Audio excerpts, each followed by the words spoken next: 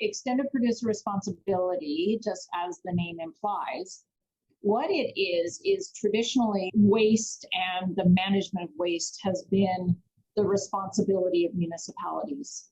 So if you live in a municipality, they generally either themselves or through a contractor would collect both your waste and your recyclables. So under EPR, what happens is that responsibility is shifted upstream, so that the actual producer who makes the product or the package then becomes responsible to make sure that that material is properly managed at the end of its life.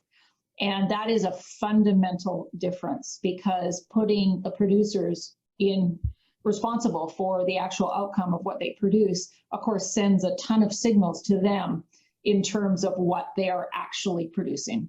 Some of the producers actually are starting to see this not necessarily as just a burden, but an actual opportunity for them to have access to the materials that they need if they're going to actually try to enter into a full circular economy, where they actually play a role in making sure that those materials then don't just end up being thrown away, but instead become part of a system where they can come back and be used again within the same product. So really, it's amazing to see how the producers have really gotten engaged in this, and see their role as being really important, number one, but also as an opportunity for them, especially within their sustainability goals, because they recognize that they do have a higher order responsibility in terms of the environmental outcomes that they produce. One of the really important things with EPR is when you look at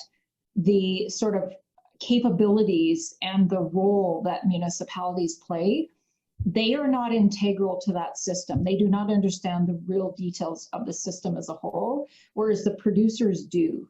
So if you were to identify who has the most ability to actually make changes for the better in the system, it is not the consumer, it is not the municipality, it is the producers that really need to be involved.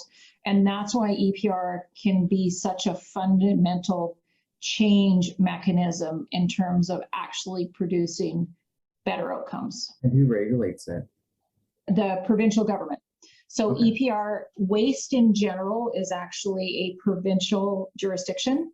So even today, like all of the waste regulations are at a provincial level, but so EPR is no different. So the province brings in a regulation that actually lays out what has to happen under an EPR system, and then the producers have to achieve that.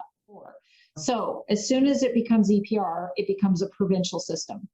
Right now, you might be able to recycle something in Edmonton, but if you go to Sherwood Park, it might be a different list, which is completely nonsensical. And then you go to St. Albert and it's different again. Or you go, like that makes no sense to anybody. So this is one thing that happens with EPR is you end up with a provincial system. And that is defined by the municipality right now.